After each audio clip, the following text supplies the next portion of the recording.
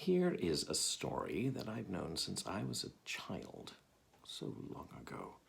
I actually heard it first on vinyl on a Victor Borge performance album, if you can imagine. I still have it somewhere in this house, I believe. I should look for that. At any rate, I think it speaks to our times. It's actually a New Year's Eve story, not a Christmas story, but it is seasonal and speaks to our, I think, need, especially in these times, to be kind and to think beyond ourselves and be nice to people. That's what I think. Anyway, Hans Christian Andersen's The Little Match Girl.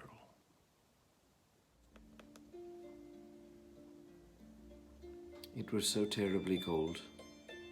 Snow was falling and it was almost dark. Evening came on, the last evening of the year. In the cold and gloom, a poor little girl, bareheaded and barefoot, was walking through the streets. Of course, when she had left her house, she'd had slippers on. But what good had they been? They were very big slippers, way too big for her, for they belonged to her mother. The little girl had lost them running across the road where two carriages had rattled by terribly fast. One slipper she'd not been able to find again, and a boy had run off with the other, saying he could use it very well as a cradle someday when he had children of his own. And so the little girl walked on naked feet, which were quite red and blue in the cold. In an old apron she carried several packages of matches, and she held a box of them in her hand. No one had bought any from her all day long, and no one had given her a cent. Shivering with cold and hunger, she crept along, a picture of misery, poor little girl. The snowflakes fell on her long fair hair, which hung in pretty curls over her neck. In all the windows lights were shining, and there was a wonderful smell of a roast goose, for it was New Year's Eve. Yes, she thought of that. In a corner formed by two houses, one of which projected further out into the street than the other, she sat down and drew up her little feet under her. She was getting colder and colder, but did not dare go home, for she had sold no matches, nor earned a single cent, and her father would surely beat her. Besides, it was cold at home, for they had nothing over them but a roof through which the wind whistled, even though the biggest cracks had been stuffed with straw and rags.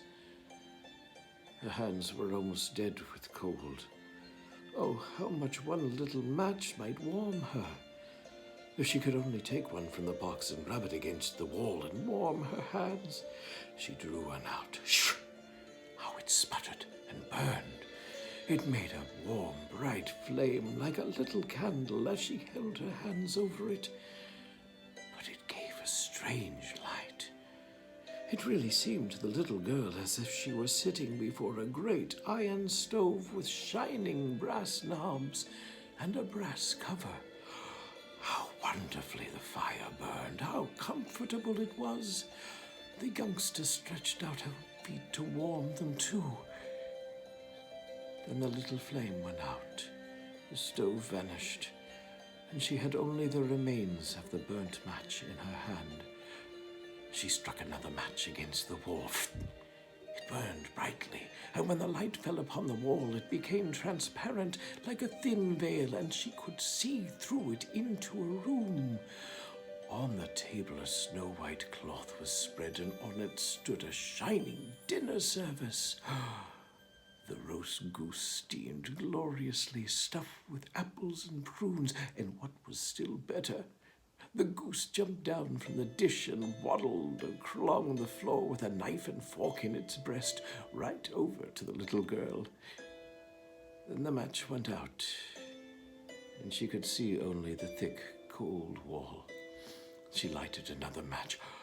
Then she was sitting under the most beautiful Christmas tree. It was much larger and much more beautiful than the one she had seen last Christmas through the glass door at the rich merchant's home. Thousands of candles burned on the green branches, and colored pictures like those in the print shops looked down at her. Then the little girl reached out both hands towards them. Then the match went out. But the Christmas lights mounted higher. She saw them now as bright stars in the sky. One of them fell down, forming a long line of fire. Now someone is dying, thought the little girl. For her old grandmother, the only person who had loved her and who was now dead, had told her that when a star fell down, a soul went up to God. She rubbed another match against the wall. It became bright again, and in the glow, the old grandmother stood clear and shining, kind and lovely. "Grandmother," cried the child, "oh, take me with you. I know you will disappear when the match is burned out. You will vanish like the warm stove, the wonderful roast goose, and the big, beautiful Christmas tree."